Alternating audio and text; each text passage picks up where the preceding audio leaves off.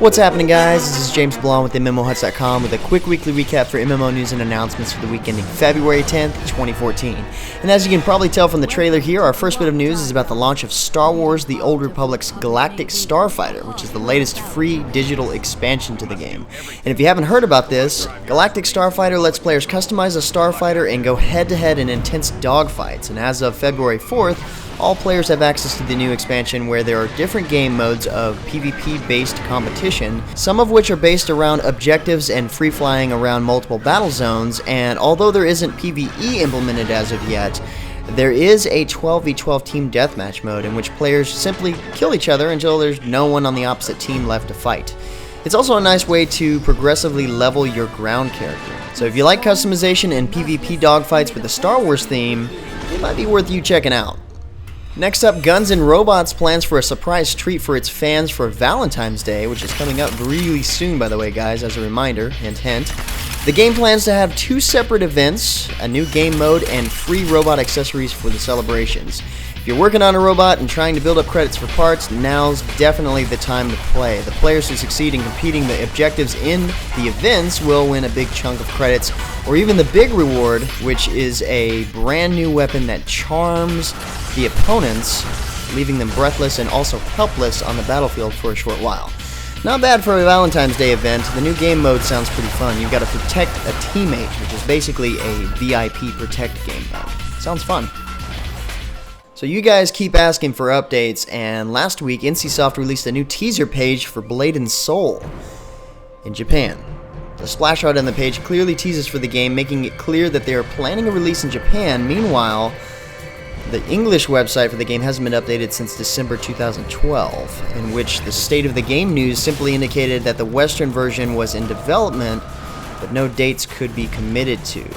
Now don't worry, I'm not telling you this to get your hopes down. We just got to get our boobs and soul news through the grapevine, that's all. We still believe in an English alpha or beta by the end of 2014. It's just got to happen. And on a similar note, last week we saw a release of around 6 new preview trailers for Bless Online, targeted towards the upcoming Korean closed beta test. One of the trailers is just an overall promotional trailer. Another is about the in-game systems like character customization, class selection, and the combat systems. And the other videos showcase the Ranger, the Paladin, the Berserker, and the Guardian classes. All of the footage looks completely awesome, and we've got all 6 trailers on the news page at MMOHuts.com, so follow the link in the description below for all of the beautiful details. Well, it looks like after a 4-month-long closed beta, Dogs of War Online opened up its gates to the free-to-play world. This is a multiplayer online tactical strategy game based off of the Confrontation miniatures, which, as some of you may know, have a really dark and grim presence, but also at the same time really cool looking. For strategy game lovers, the game offers intense combat based around several factions and various game modes like Kill the Captain or King of the Hill. So the game is now in open beta, and for more info, check out the MMOHuts game profile along with my first look at the game. Next up, it's been a while, but last week Jagex came out of the shadows with a letter for Transformers Universe, revealing that the game is actually ready for launch this coming summer. In the letter, the CEO promises regular updates coming from the dev team as the game goes through its upcoming beta test and all the way into launch. And some of you might remember that the game has been transformed into a tactical action game where players recruit a squad of bots for their faction, each with their own powers and styles, to do battle in multiple modes. They're calling it a MOTA, M-O-T-A, but it sounds like another word for MOBA, but the trailer here seems to be something different altogether, so it might be a cross between a MOBA, a game like Marvel Heroes, and a third-person shooter altogether. Perhaps like Smite. I don't know. I guess we'll learn about that soon enough.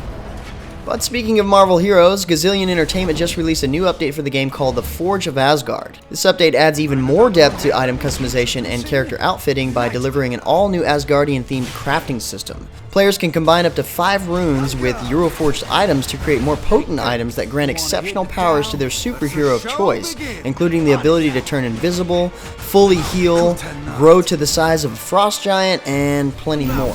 Not to mention, this update also makes the announcement that Marvel Heroes is also coming to Mac. I know some of you have been asking about Mac-based games, so this is another one you can add to the list. And it looks like the Mac version will start closed beta later this month. Also last week, Heva Clonia Online released its Episode 2 expansion that features tons of new content, including all new regions to explore, new dungeons to battle, new levels to gain, and plenty more. So like I said, this update adds in 3 new dungeons that include battles against new monsters and bosses, and they've also introduced new class promotions where players can unlock all new skills for their characters once they've reached level 50. And to top things off, they've added in 5v5 team battles to the newly introduced PvP system. When it comes to updates, this would be considered a beefy one. As is the same with the latest patch from Rift, patch 2.6 Dreamweaver, which is now dated to launch on Wednesday, February 12th. This new update introduces the Air Saga storyline along with the Storm Legion armor, the Dreamweaver trait skill that lets you craft keys for 15 new dimensions plus special items, a new bounty system that lets players hunt down villains while collecting trophies and other items along those lines. And once again, there's a lot of new content added in this patch, but they're also announcing they're hosting a special event where players can obtain a limited edition budgie mount from winning daily budgie races. So Rift's got a lot of events going on right now. Next up, Square Enix and Psyonix lift the veil a little further on Nosgoth with a couple of trailers featuring extended gameplay and Siege, which is the latest game mode added to the game. The footage trailers mostly show off the 4v4 matches with insight and background to the gameplay with special commentary from the game's director Corey Davis, and altogether there's 56 minutes of gameplay footage, a new map, and a vampire class to check out, all to give players a taste of what to expect in the game, and I've got to say, from what I've watched, it looks pretty kick-ass. If you didn't get your chance before, the second public pre-alpha for Monster Madness Online just started this past week, and the only thing different from last time is the massive amount of new content they just added into the game. This time, players can experience the first campaign story mission called Sewer Sharks that features puzzles, bosses, physical challenges, and of course, sweet loot. The crafting and upgrading system in the game have been drastically updated, and they've implemented the spell system.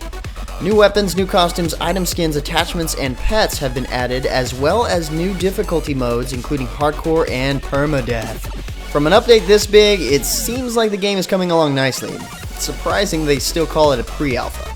And finally, for our last bit of news, Warframe introduces a new wind-based Warframe, Zephyr, and boatloads more in update 12.0. This new patch introduces 9 major features to the game along with the new Warframe, including new Warframe skins that let you customize the look of your Warframe even further than before. And this kind of goes along with the alternate helmets that they're also adding in.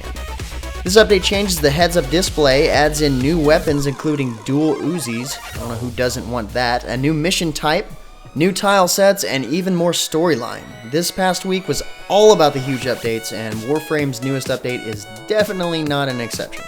And with that said, that's about all the major MMO news and announcements for this week. Like always, you can find more information about the news by following the links in the description below and by heading over to MMOHuts.com/news. Feel free to discuss the news in the comments below or head over to MMOHuts.com/forums. And until next time, guys, that's going to be it for me. I'm James Blonde. See you out there, gamers.